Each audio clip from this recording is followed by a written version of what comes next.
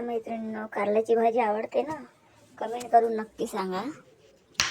अशी कारल्याची भाजी तुम्ही कधी केली का?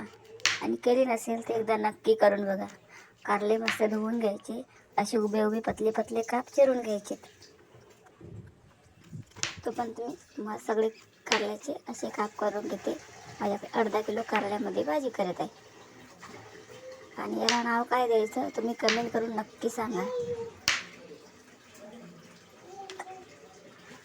सर्व सर्व कारल्यांचे असे काप करून घ्यायचे आणि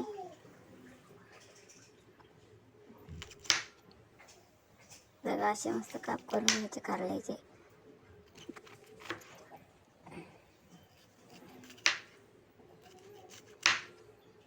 तुम्ही अशी भाजी कधी केली का?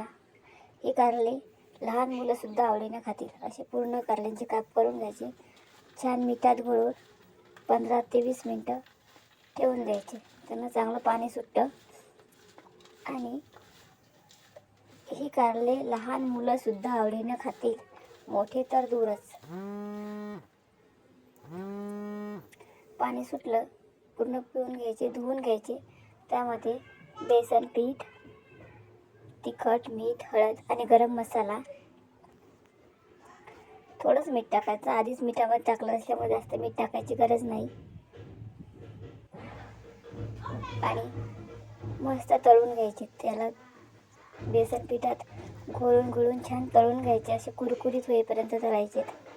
खायला अप्रतिम लागतात. लहान मुलं सुद्धा आवडीने खातील, मोठे पण खातील. आणि रेसिपी कशी वाटली कमेंट करून नक्की सांगा. आणि तुम्ही पण करून बघा आणि चॅनलला सबस्क्राईब करायला विसरू नका.